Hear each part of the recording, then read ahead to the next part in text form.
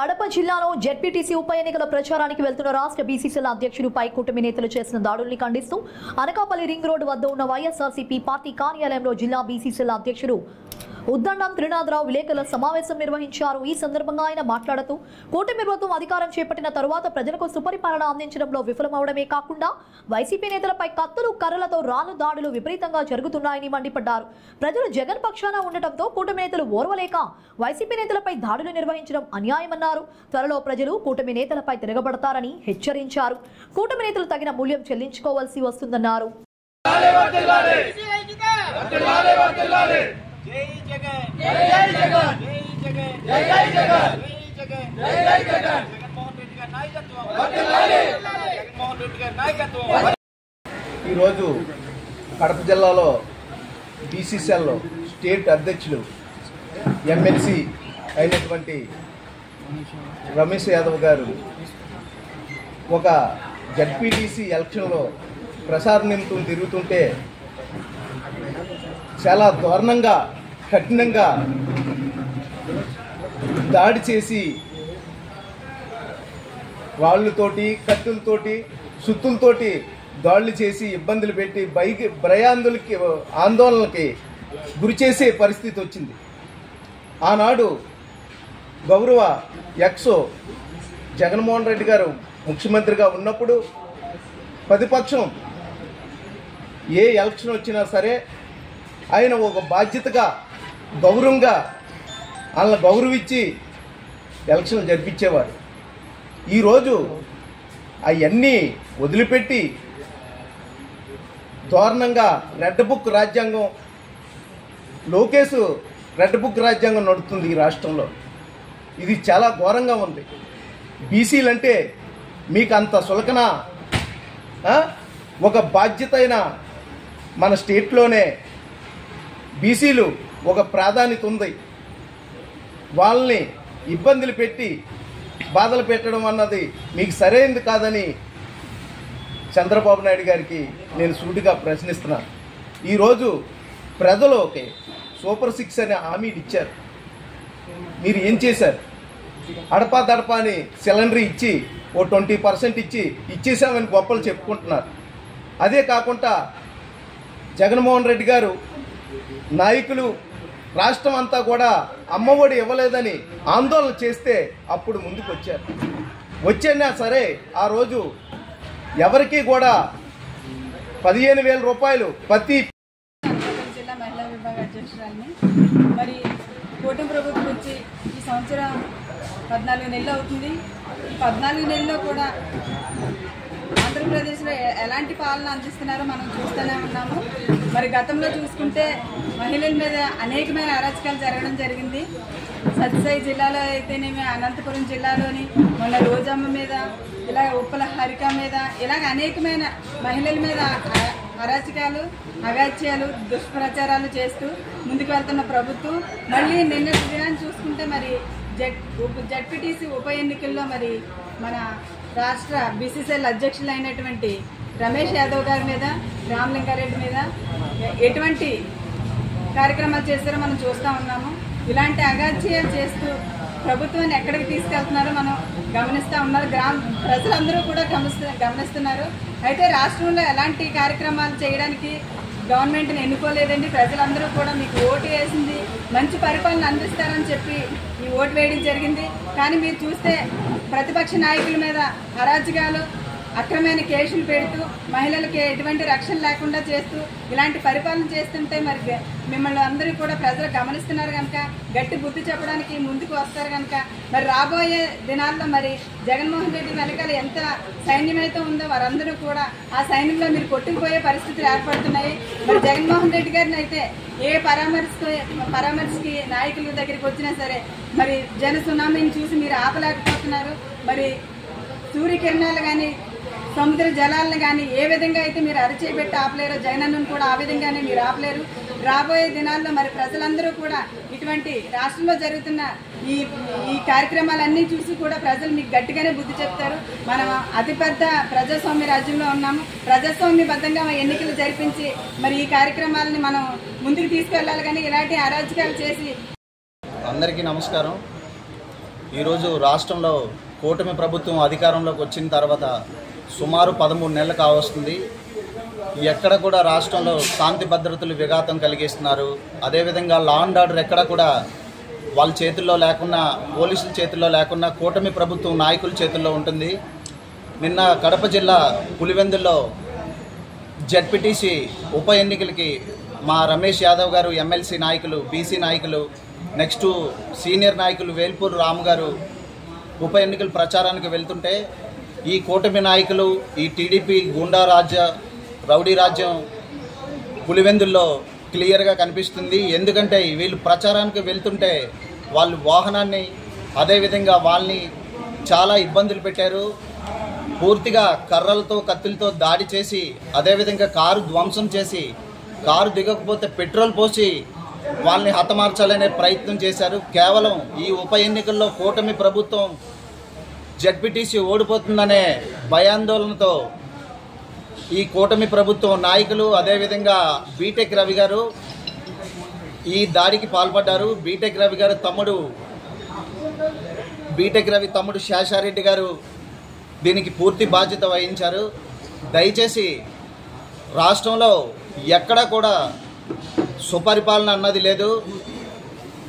వాళ్ళు కేవలం red book రాజ్యాంగమే ఈరోజు రాష్ట్రం అంతా పరిపాలన చేస్తున్నారు.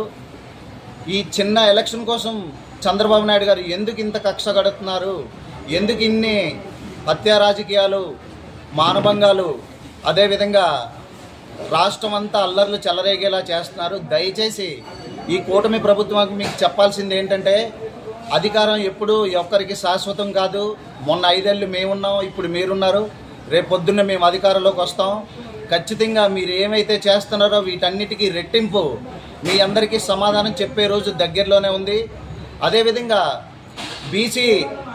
బీసీ నాయకులపైన మీరు చేస్తున్న తీరు చాలా దౌర్భాగ్యం ఇది. ఎందుకంటే బీసీ ప్రభుత్వం మాది, బీసీ పార్టీ మాది అని చెప్పుకునే చంద్రబాబు నాయుడు గారు ఈరోజు బీసీ అధ్యక్షుడు, రాష్ట్ర అధ్యక్షుడు రమేష్ యాదవ్ గారి పైన ఇంత దౌర్జన్యంగా మీరు ఇలాంటి చర్యలు చేయడం చాలా సిగ్గుచేటు. ఎందుకంటే బీసీలు బ్యాక్వర్డ్ క్యాస్ట్ కాదు, బ్యాక్ బోన్ క్యాస్ట్గా పరిగణించి మా వైఎస్ జగన్మోహన్ రెడ్డి గారు బీసీని ఒక ఉప ముఖ్యమంత్రిగా, బీసీని ఒక జిల్లా అధ్యక్షుడిగా, బీసీని ఒక రాష్ట్ర అధ్యక్షుడిగా చేసిన ఘనత వైఎస్ జగన్మోహన్ రెడ్డి గారిదని ఈ మీడియా ముఖ్యంగా చెప్తున్నాం. జీవీఎంసీ 80 వార్డు ఇన్ఛార్జిగా వరుస్తూ ఉన్నామండి. అది ఈరోజు నిన్న జరిగిన సంఘటన చూస్తే అత్యంత దుర్మార్గపు చర్యగా తీసుకోవచ్చండి.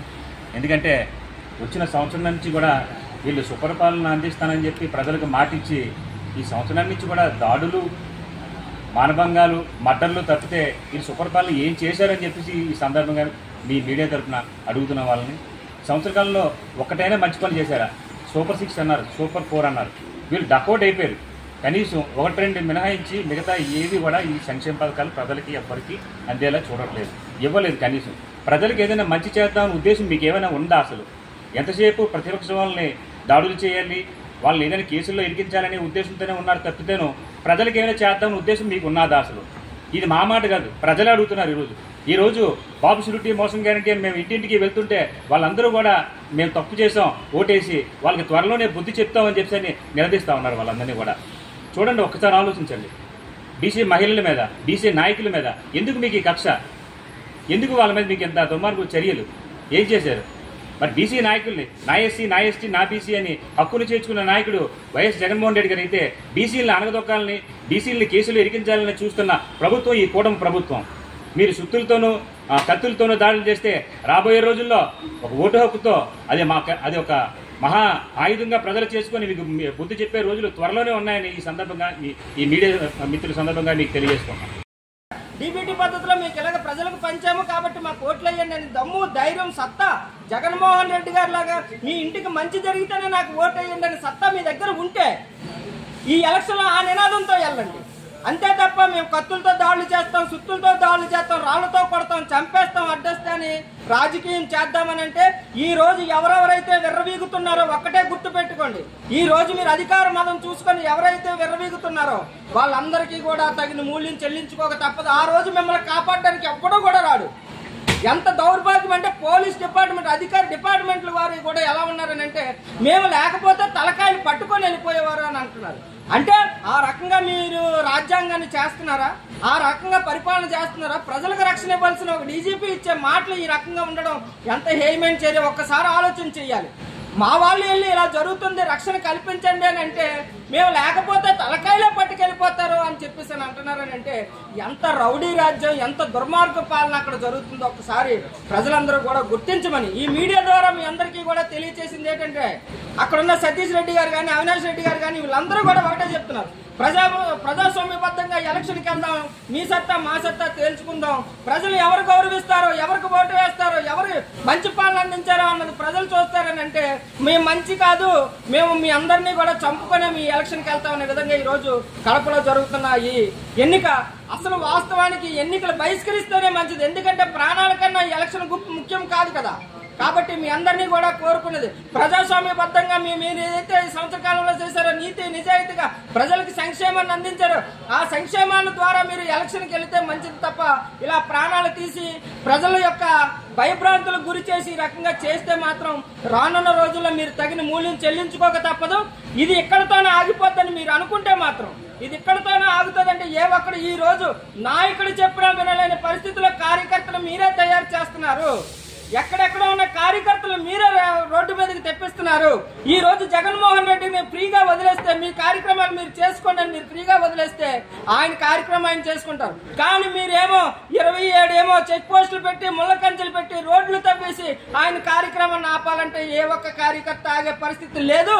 రేపు రానున్న రోజుల్లో ఇంకా ఈ కార్యక్రమాలు విజయవంతం అవుతాయి. జగన్మోహన్ రెడ్డి గారిని మీరు ఎంత తొక్కాలని చూస్తే ప్రజలు అంత ఎత్తున ఆయన కూర్చోబెడతారని చెప్పి వేదిక ద్వారా తెలియజేస్తూ ప్రజాస్వామ్యబద్ధంగా రాజ్యాంగబద్ధంగా మీరు ఎలక్షన్కి వెళ్ళాలని చెప్పి మీడియా ద్వారా తెలియజేస్తూ ఇదే కుతంత్రాలు, ఇదే రౌడీజాలు, ఇదే మనుషులు చంపుకుంటూ వెళ్తామంటే మాత్రం రానున్న రోజుల్లో మీరు తగిన మూల్యం చెల్లించుకోక తప్పదని చెప్పి వేదిక ద్వారా ఓ బీసీ మహిళపై కారుపై దాడి చేసి ఆమెను గాయపరిచారు.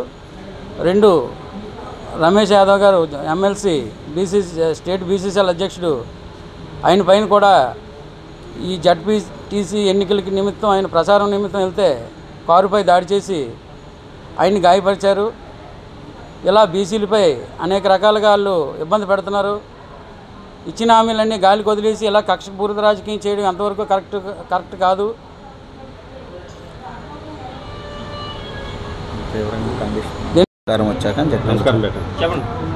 అందరికీ నమస్కారం. ఇక్కడికి వచ్చిన మీడియా మిత్రులకి, పార్టీ నాయకులకి, కార్యకర్తలకి అందరికీ నా నమస్కారం. ముఖ్యంగా ఈ కూటమి ప్రభుత్వం అధికారంలోకి వచ్చిన తర్వాత సూపర్ 6 హామీలు గాలికి వదిలేసి రెడ్ బుక్ రాజ్యాంగం పాలన కొనసాగుతుంది.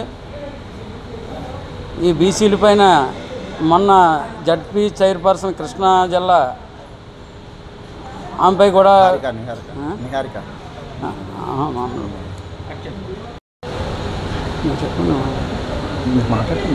షార్ట్ చెప్తాను.